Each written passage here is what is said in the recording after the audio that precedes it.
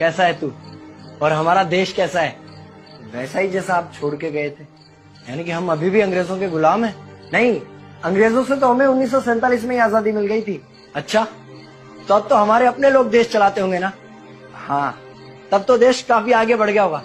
जब हमारे अपने लोग देश चला रहे हैं तो गरीबी और भ्रष्टाचार का तो नाम ही नहीं होगा। सबको बराबर हक दिया जाता होगा, किसानों और मजदूरों का अच्छा ध्यान रखा जाता होगा ना?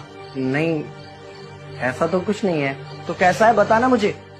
कैसे हमारे अपने नेता, हमारे आजाद भारत के नेता, 100 साल हो गए मुझे गए हुए, बताना।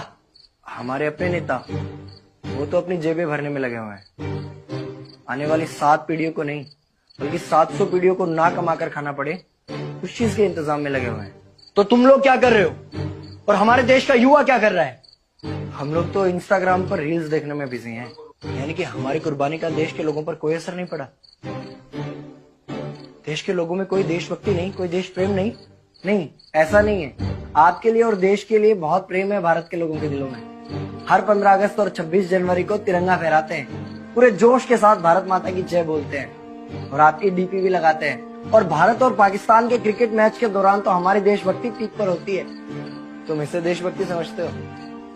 तो फिर क्या है देशभक्ति? अगर तुम्हारी देशभक्ति समाज को सुधारने में, गरीबों को अच्छी शिक्षा या बराबर का हक नहीं दिलाती तो कोई काम की नहीं है तुम्हारी देशभक्ति। भ्रष्ट नेताओं और सरकार के खिलाफ आवाज उठाओ, लोगों को एकजुट करो।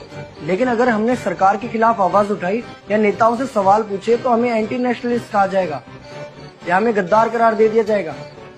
तो डरता है। 23 साल का था मैं जब अंग्रेजों ने मुझे फांसी पर चढ़ा दिया। मुझे तो आतंकवादी कहा गया था। अगर अब नहीं जागे तो ये देश सोता रहेगा।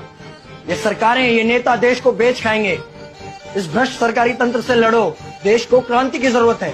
क्रांति यानी कि हमें हथियार उठाने होंगे, बंदूकें उठानी होंगी जैसे आपने उठाई थी। नहीं, हमारी क्रांति विचारों की थी। जब अंग्रेजी हुकूमत ने हमारी आवाज नहीं सुनी तो हमने और जोर से आवाज लगाई और अपने विचार रखे। और क्रांति केवल सत्ता को बदलने तक सीमित नहीं है, बल्कि इस भ्रष्ट अन्यायी तंत्र को जड़ से उखाड़ कर फेंकना है। पर ये होगा कैसे? अपने आसपास से शुरुआत करो। जो भी तुम्हें भ्रष्ट नजर आए उसके खिलाफ आवाज उठाओ, एक्शन लो। तुम्हारे टैक्स का पैसा नेताओं की जेब में जा रहा है, हिसाब मांगो। अपने वोट का सही इस्तेमाल करो, लोगों को जागरूक करो और इस देश को आजाद करवाओ। इंकलाब जिंदाबाद, इंकलाब जिंदाबाद।